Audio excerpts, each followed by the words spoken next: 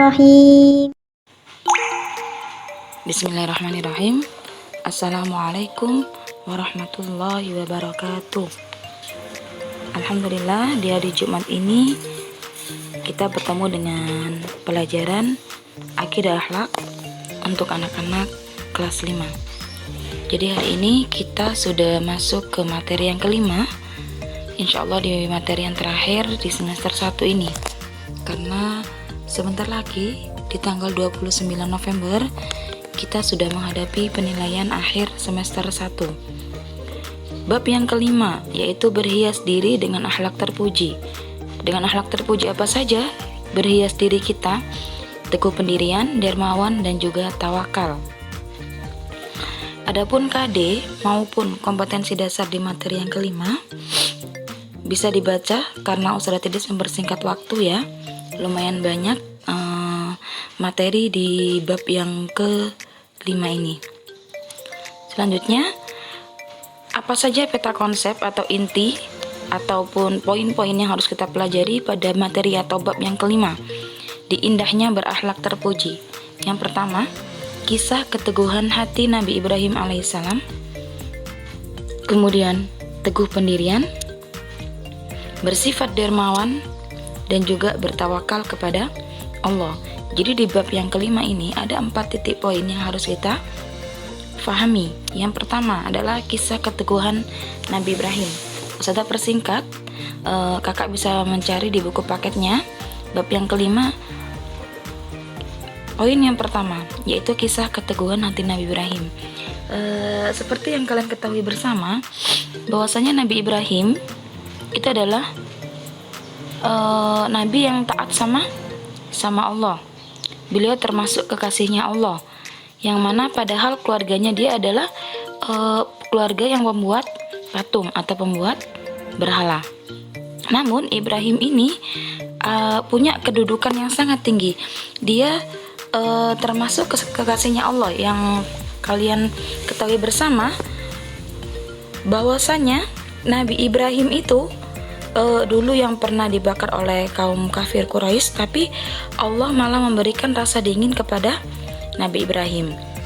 Ya kak ya, suatu hari ini yang sudah disampaikan, tugasnya Ibrahim itu berat. Karena apa? Dia mengajak kaumnya bertauhid kepada Allah, mengajak untuk percaya kepada Allah. Karena ajarannya mereka, ajarannya keluarganya Nabi Ibrahim itu adalah, dan banyak kaum di sekelilingnya itu adalah memelihara atau menyembah berhala. Jadi mereka menyembahnya patung-patung, padahal Ibrahim inginnya adalah bertauhid kepada Allah.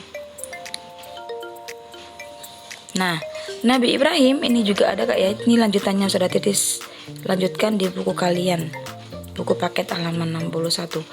Singkat cerita, kaumnya dulu tuh kan angkuh banget kak ya sama ajarannya Nabi Ibrahim. Sama ajarannya Nabi Ibrahim itu mengajak kaumnya untuk bertauhid kepada Allah.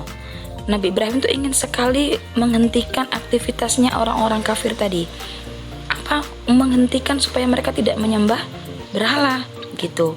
Nah, tapi dia adalah, Nabi Ibrahim ini adalah orang yang taat, bahkan sama ayahnya pun dia taat. Suatu ketika dia disuruh oleh ayahnya untuk membawa berhala-berhala, untuk menjual berhala-berhalanya di sekitarnya. Tetapi Ibrahim mau aja kak sebenarnya. Dalam perjalanan, Nabi Ibrahim membuang semua berhalanya ke jurang. Jadi Ibrahim taat sama orang tuanya. Dibantu dulu berjualan kak ya. Jadi kan disuruh berjualan patung-patung itu, dijual. Kemudian sama Nabi Ibrahim saat di perjalanan, orang tuanya yang tidak tahu permintaan ayahnya itu diiyakan, tapi setelah itu dilepas semua berhalanya ke dalam jurang. Nah, keteguhan hatinya Nabi Ibrahim untuk memeluk keesaannya Allah itu mengalahkan sesembahan orang tuanya dan juga nenek moyangnya. Sudah dilanjutkan karena ini singkat saja kak ya.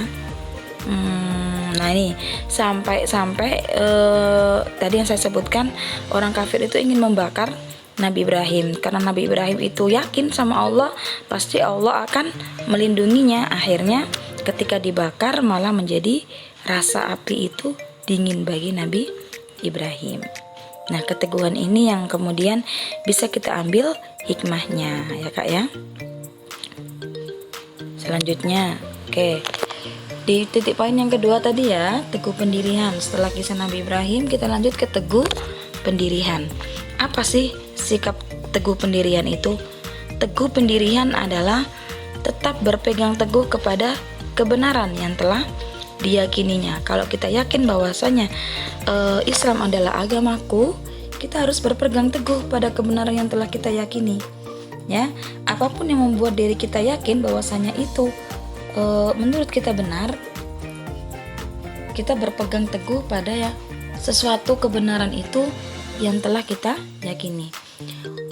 Orang yang punya sikap teguh pendirian pada umumnya memiliki prinsip hidup sangat kuat sehingga tidak mudah terpengaruh dan tidak mudah terkena bujukan atau rayuan orang lain. Nah, apalagi persoalan akidah. Nah, persoalan akidah berarti persoalan agama kita, kayak iman kita kepada Allah. Orang yang beriman tentu berkeyakinan yang kuat terhadap Allah, tidak mudah tergoda oleh hal-hal yang lain untuk pindah keyakinan. Oleh sebab itu, mulai sekarang kita harus membiasakan diri untuk bersikap teguh pendirian. Jangan sampai iman kita goyah. Kita yakin bahwasanya Islam adalah agama kita. Sudah lanjutkan. Ciri-ciri teguh pendirian. Apa saja ciri-cirinya? Keyakinannya kuat. Nah, dan tidak mudah goyah. Selanjutnya, mempunyai pendirian yang kokoh. Jadi pendirian yang kokoh itu nggak mudah goyang Kak ya. Kuat apa yang menjadi keyakinan dia. Yang ketiga, selalu optimis, selalu yakin dan tidak mudah untuk putus asa. Yang keempat, tidak mudah menyerah. Pasti bisa. Gitu Kak ya, nggak mudah menyerah. Selanjutnya, tidak mudah terpengaruh oleh bujukan atau rayuan orang lain. Jangan sampai kita dirayu-rayu oleh orang lain, semisal dibujuk-bujuk, diiming-iming oleh kebaikan atau keenakan dunia, kita sampai terpengaruh. Na'udzubillah. Selanjutnya, apa saja yang perlu dilakukan supaya kita punya sikap teguh pendirian? Bertemanlah atau bergaulah dengan orang-orang yang punya sifat teguh pendirian. Mengambil contoh dari kisah-kisah orang yang punya sifat teguh pendirian. Jadi bergaul sama teman kita, bukan pilih-pilih teman yang sifatnya buruk Kak ya, tapi berpilih orang-orang yang punya sifat teguh pendirian. Jadi teman-temannya yang baik, orang-orang yang ada di sekeliling kita baik. Yang ketiga, membiasakan sikap berpikir kritis sebelum berbuat. Jadi apapun yang kita lakukan ke depannya harus kita pikirkan dengan matang. Kemudian berhati-hati dalam mengambil suatu keputusan atau tindakan. Selanjutnya, hikmah dari sikap teguh pendirian. Di antaranya, tidak mudah dipengaruhi oleh orang lain untuk berbuat yang kurang baik, tidak mudah diajak untuk berbuat buruk, percaya pada diri sendiri. Ini kalau kita punya sikap teguh pendirian, banyak manfaat yang kita dapat. Ya, kita tidak mudah terpengaruh oleh orang lain untuk diajak berbuat yang tidak baik. Kita juga tidak mudah diajak untuk berbuat yang buruk-buruk. Kemudian kita bisa pede atau percaya pada diri sendiri. Selanjutnya, kita jika punya sikap teguh pendirian mudah menerima ajakan yang baik. Diajak temannya atau saudaranya baik, maka kita mudah untuk menerima. Selanjutnya, dapat mempengaruhi orang lain untuk berbuat baik. Jadi kakak kalau punya saudara, teman atau tetangga, siapapun itu yang ada di sekeliling kakak, dirasa kemudian pernah melakukan atau sifatnya tidak baik, kakak bisa mempengaruhi mereka, mempengaruhinya untuk berbuat baik, tidak untuk kejelekan ya. Selanjutnya, peta konsep yang ketiga, poin yang ketiga di materi yang kelima, yaitu dermawan. Apa sih dermawan itu? Dermawan itu adalah memberikan sebagian harta kepada orang lain yang membutuhkan secara ikhlas atau tanpa mengharap imbalan. Berbagi intinya Kak ya. Dan setelah berbagi itu kita tidak mengharapkan balasan atau imbalan. Ciri-cirinya apa?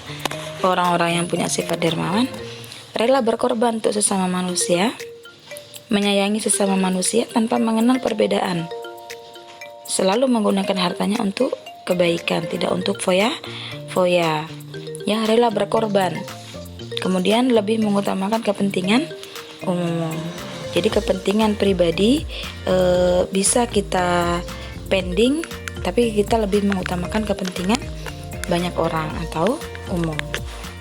Selanjutnya, tidak sombong ketika memiliki harta yang berlimpah. Ketika Allah kasih kekayaan, harta yang baik, maka diri kita tidak boleh sombong. Itu ciri-cirinya orang yang punya sifat dermawan. Selanjutnya, memberi dengan ikhlas atau tanpa pamrih, tidak mengharapkan imbalan tadi Kak ya. Hikmah sifat dermawan. Apa saja hikmah sifat dermawan?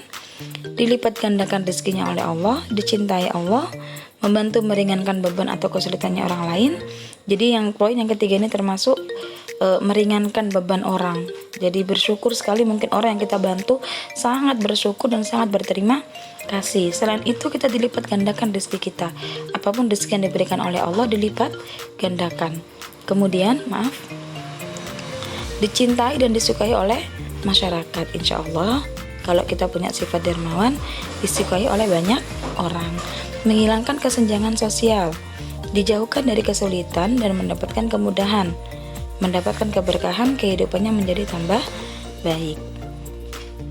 Selanjutnya, bertawakal. Gak kelihatan gak ya? Bertawakal kepada Allah. Bertawakal kepada Allah itu berserah diri kepada Allah, menyerahkan semua beban ataupun pikiran ataupun masalah yang kita hadapi, itu kita menyerahkan segalanya kepada Allah setelah kita berusaha atau berikhtiar yang sudah mentok atau yang sudah maksimal. Ya, itu namanya bertawakal. Orang yang bertawakal adalah orang yang ikhlas dan benar-benar berserah diri sepenuhnya kepada keagungan dan kekuasaan Allah. Bertawakalnya sama Allah, tidak kepada orang lain atau ke mana gitu Kak ya, ke orang yang dianggap pintar gitu misalnya. Tidak, berserah dirinya kepada Allah Subhanahu wa ta'ala. Ciri-cirinya orang yang punya sifat tawakal, yang selalu dia menyerahkan segala sesuatu beban hidupnya kepada Allah. Orang yang bertawakal, ciri-cirinya ya, 1, dia senantiasa bersyukur jika mendapatkan keberhasilan atau dapat meraih apa yang diinginkan, serta senantiasa ikhlas dan sabar apabila mengalami kegagalan. Jadi yang pertama adalah senantiasa bersyukur. Yang kedua, senantiasa ikhlas dan sabar. Bersyukurnya apa? Ketika mendapatkan nikmat, ya. Kemudian ikhlas dan sabarnya dalam hal apa? Ketika dia mengalami kegagalan. Mereka yang bertawakal tidak akan larut dalam kesedihan dan tidak merasa putus asa, karena semua yang terjadi dikembalikan lagi kepada Allah Subhanahu wa ta'ala. Jadi apa ciri-cirinya pertama Kak? Senantiasa bersyukur dan senantiasa ikhlas beserta sabar. Ya, yang ketiga apa? Tidak merasa putus asa atau tidak mudah putus asa. Ya, yakin bahwasanya Allah yang akan membantu masalah-masalah atau memberikan kemudahan pada diri kita semuanya.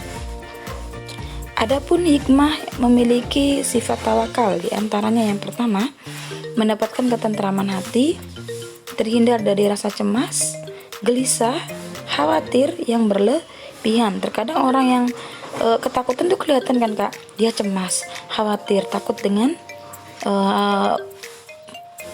perilaku yang setelah dia perbuat gitu.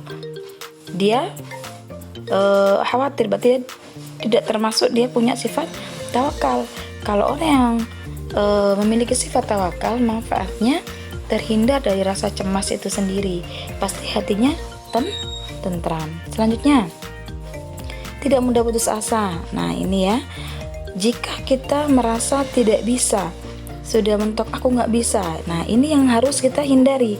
Aku pasti bisa, supaya kita tidak mudah untuk putus asa. Jadi yakin aku pasti bisa. Selanjutnya, sabar ketika mengalami kegagalan.